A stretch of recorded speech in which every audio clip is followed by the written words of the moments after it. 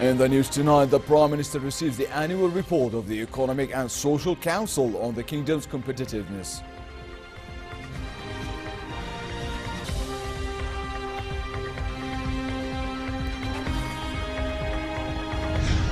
US President Barack Obama and President-elect Donald Trump meet at the White House to begin transition of power.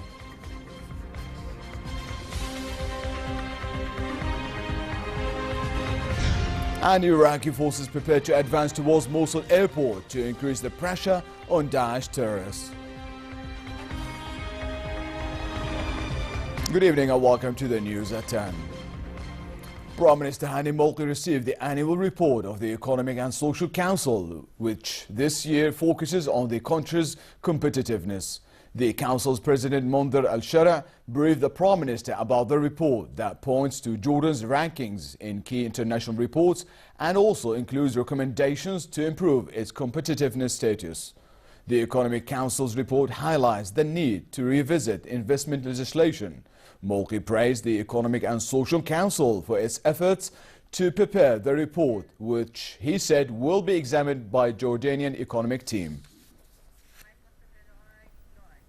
Separately, in an interview with Al Dastur Daily, Molki said Jordan can defend itself as its armed forces have been in a state of mobilization for the last 6 years. He also promised that Jordanians will, in the next 4 years, see unprecedented and distinguished relationship between the executive and legislative authorities. The Prime Minister said the government will deliver on a pledge to update school curricula and will correct and reform curricula through dialogue. He also emphasized eliminating nepotism, bribery and the phenomenon of assaulting civil service employees, recognizing that the public sector needed a major overhaul. The Prime Minister also told the Arabic language Daily that tax evasion and imposing penalties on dodges are the key amendments to the tax law.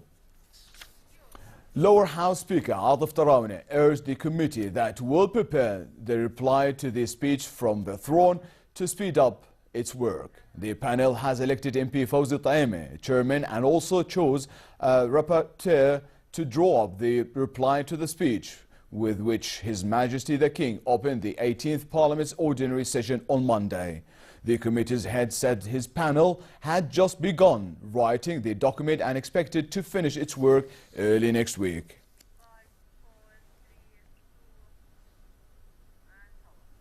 US President-elect Donald Trump held his first meeting with US President Barack Obama in the White House. The 90-minute meeting at the Oval Office discussed the transition of power after the Republicans' stunning election victory. Obama said he will do everything he can to help the New York businessman succeed when he takes office on January 20 and urged the country to unite to face its challenges.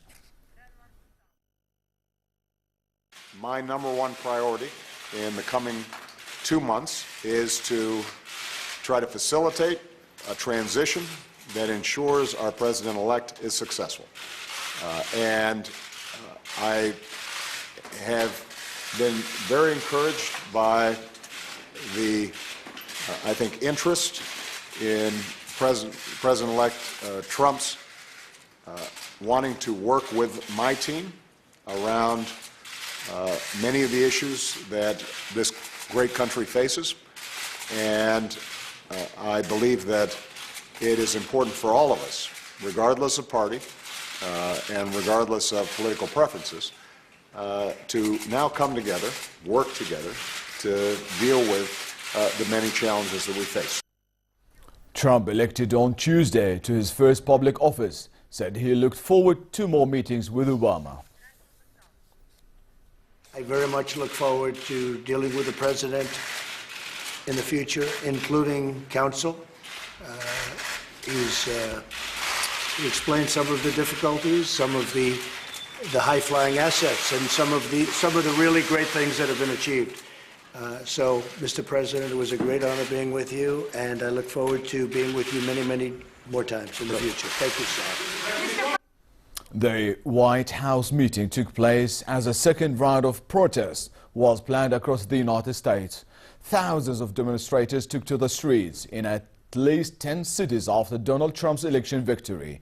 An anti-Trump rally was planned at New York City Union Square Park for a second straight night. This report has more. Donald Trump's presidential victory sparked protests in cities across the United States. Demonstrators marched in cities from New York to Los Angeles to protest Trump's surprise election win. A demonstration of about 6,000 people blocked traffic in Oakland, California. Protesters threw objects at police in riot gear, burned trash in the middle of an intersection, set off fireworks, and smashed store windows. Police responded by throwing chemical irritants at the protesters. In Seattle, large crowds of protesters marched in the Capitol Hill area of the city. A gunman opened fire following an argument, wounding 5 people, 1 man critically. Police said the shooting did not appear to be connected to the anti-Trump demonstrations, but instead stemmed from a personal argument. Thousands of protesters filled the streets of Midtown Manhattan as they made their way to Trump Tower. Even though we can't really change anything and we have to accept what has happened, we want them to know that we're pissed. This is awful. And even though we can't change anything, it feels good to stand together with my brothers, my sisters, with people that share my beliefs, and let everyone know that we are not okay with this. Protesters gathered outside Trump Tower in New York, chanting in anger, and sometimes using obscene language in protest while holding signs that say, "Choose love." Demonstrators also gathered outside the White House, holding signs calling for an end to racism. Around 1,000 people attempted to gather outside the Trump International Hotel and Tower in downtown Chicago while chanting and holding up banners. Chicago police had closed roads in the area, blocking the demonstrators' path. The victory stunned residents of major cities up and down the east and west coasts, many of whom had trusted opinion polls that had long predicted a Clinton victory, but were proven profoundly wrong by Tuesday's results. Hala Dababne for the news at 10. French President François Hollande called on Europe to overcome the challenges it faces after Donald Trump was elected to the U.S. presidency.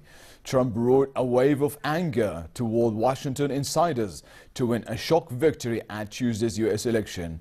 Hollande said after a meeting with Denmark's Prime Minister that the EU is an ally of the United States, but that the bloc is able to act independently for its own interest and those of the world.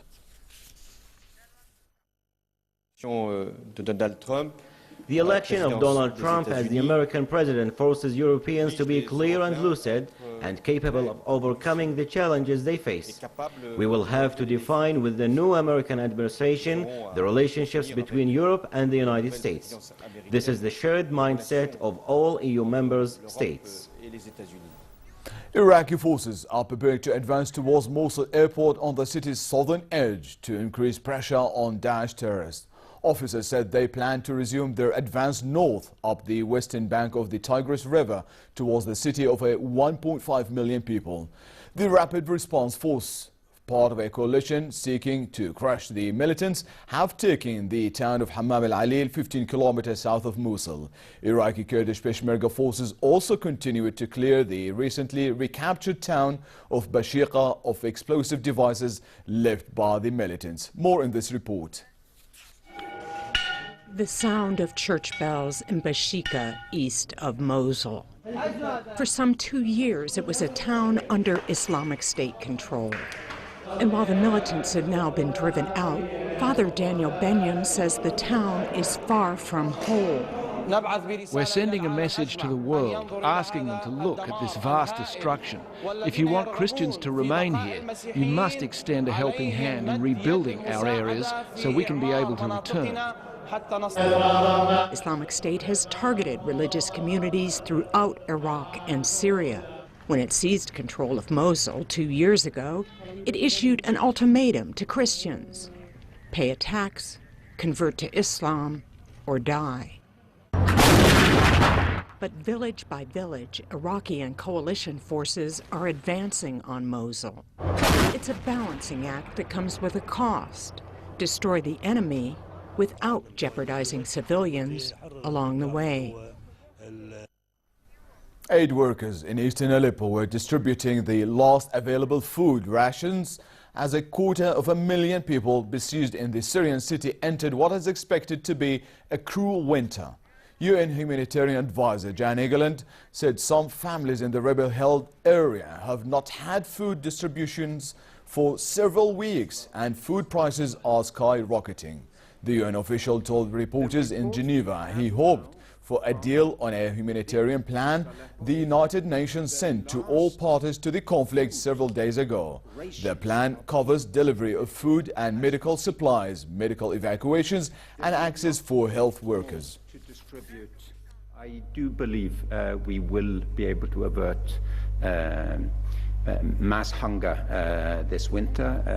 I think we will be able to get both supplies in and evacuations out, and none of the two should be conditioned on the other.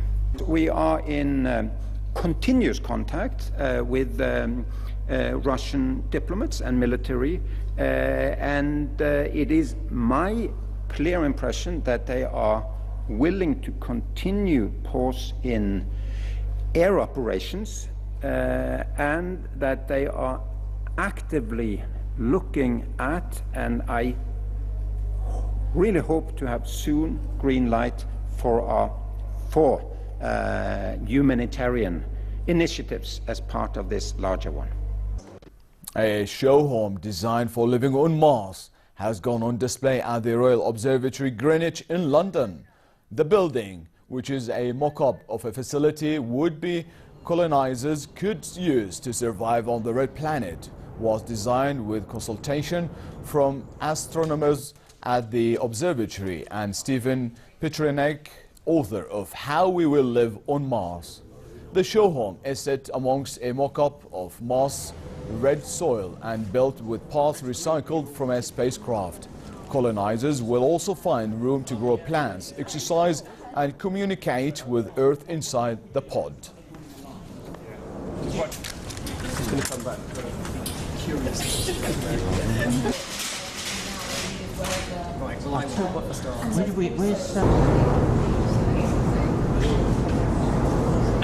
I love that.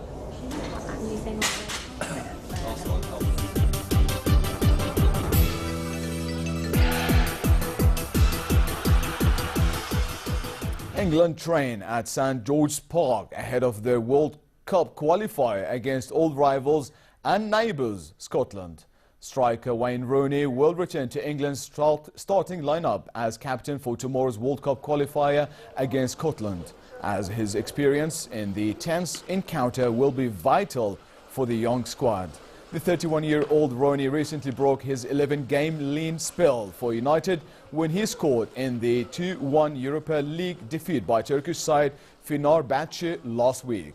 England currently top Group F with 7 points from the 3 games, while Scotland sit fourth with 4 points.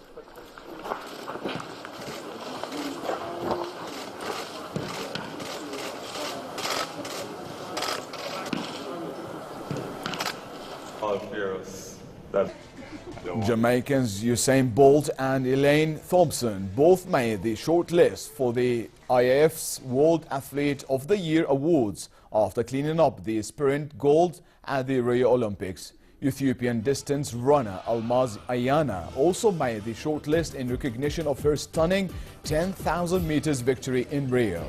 Bolt, a 5-time former winner of the award, became the first person to win 3 consecutive 100 and 200 meters Olympic golds in Rio de Janeiro in August. He also holds the world records in the 2 disciplines, 9.58 seconds and 19.19 seconds respectively.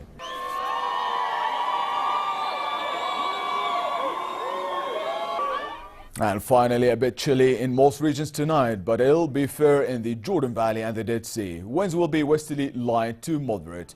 Tomorrow, temperatures will drop, but they remain fair across many regions and warm in the Jordan Valley and the Dead Sea with a high of 30 degrees. The Gulf of Aqaba should expect moderate conditions with northerly moderate to brisk winds and slightly rough seas. Next are the lows and highs for tonight and tomorrow.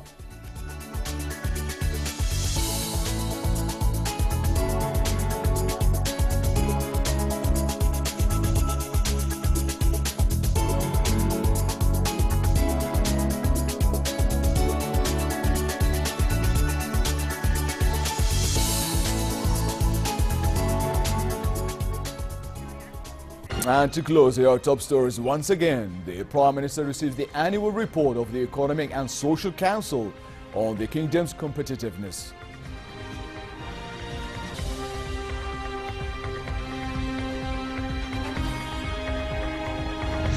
US President Barack Obama and President-elect Donald Trump meet at the White House to begin transition of power.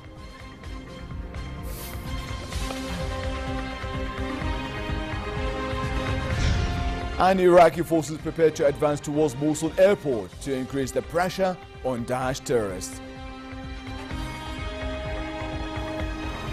And with that, we come to the end of tonight's news. I'm Lo Balkar. Thank you for watching and have a lovely weekend.